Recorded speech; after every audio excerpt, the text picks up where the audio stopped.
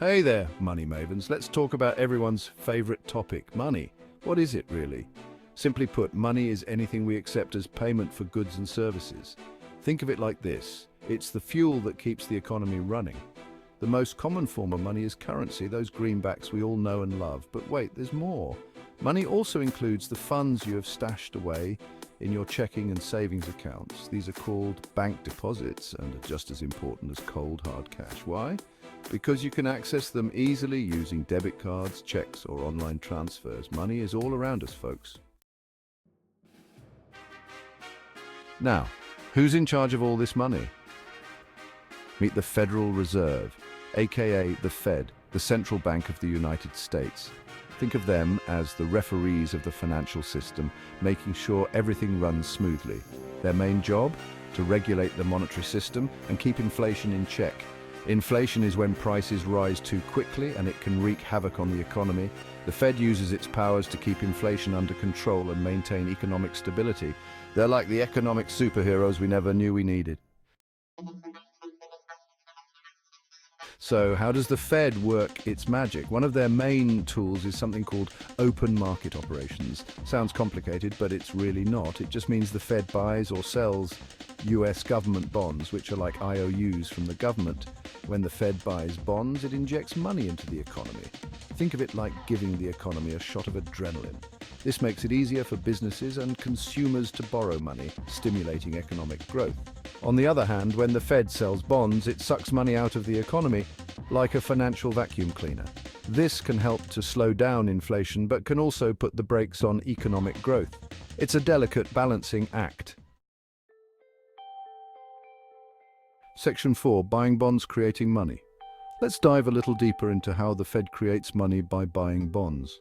This process is a fundamental part of monetary policy and has significant implications for the economy. Imagine the Fed buys a $100 bond from a bank. This transaction is not just a simple purchase, it sets off a chain reaction in the financial system. The Fed pays for the bond by simply increasing the bank's reserves at the Fed by $100. This increase in reserves means the bank now has more money to lend out to businesses and consumers. Now, here's the kicker. Those reserves are considered part of the money supply. This means that the overall amount of money circulating in the economy has increased. So by buying that bond, the Fed has effectively created $100 out of thin air. It's like financial alchemy. This newly created money can then be used by banks to make loans, which further stimulates economic activity. Of course, it's not quite that simple. The Fed has to carefully manage this process to ensure it doesn't lead to unintended consequences. The Fed has to be careful not to create too much money, or it could lead to inflation. Inflation erodes the purchasing power of money, making goods and services more expensive, but the basic principle is the same. Buying bonds increases the money supply. This is a powerful tool that the Fed uses to influence the economy, aiming to promote maximum employment, stable prices, and moderate long-term interest rates. Section 5. Fractional reserve banking money multipliers. Now hold on to your hats because things are about to get even more interesting. We're diving into the fascinating world of fractional reserve banking. We're going to talk about fractional reserve banking, a cornerstone of modern financial systems. This is the system we use in the United States and many other countries around the globe. It's a universal practice that underpins the way banks operate. Here's the gist. Banks are only required to keep a fraction of their deposits on hand as reserves. This means they don't need to keep all the money deposited by customers in the vault. The rest they can lend out to borrowers, which helps stimulate economic activity by providing funds for businesses and individuals. For example, if the reserve requirement is 10%, a bank with $100 in deposits can lend out $90. This allows banks to create more money through lending.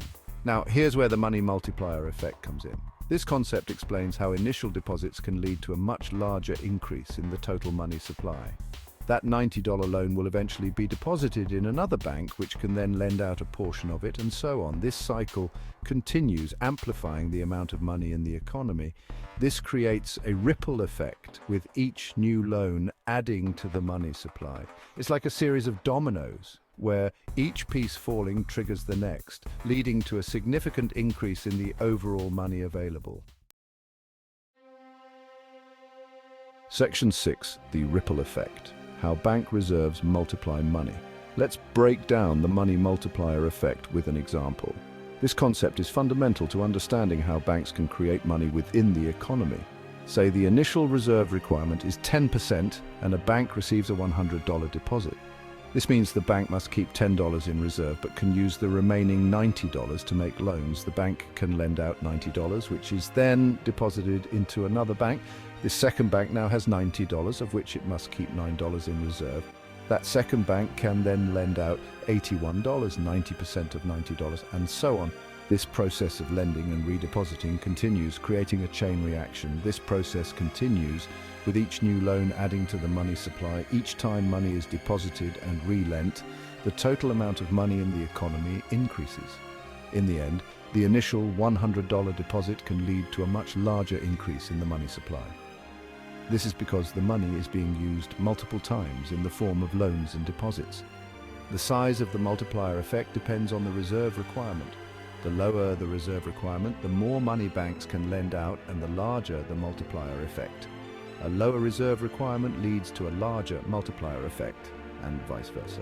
Conversely, a higher reserve requirement means banks can lend out less money, resulting in a smaller multiplier effect. It's a powerful force in our economy.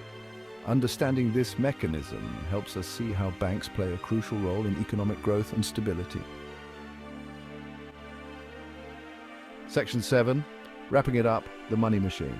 So there you have it, folks. We've covered a lot of ground today, from the basics of money to the complexities of the Federal Reserve and fractional reserve banking. Remember, money is more than just the cash in your wallet. It's the lifeblood of our economy, and understanding how it works is crucial for making smart financial decisions. Keep those dollars flowing, and always remember, buy low, sell high.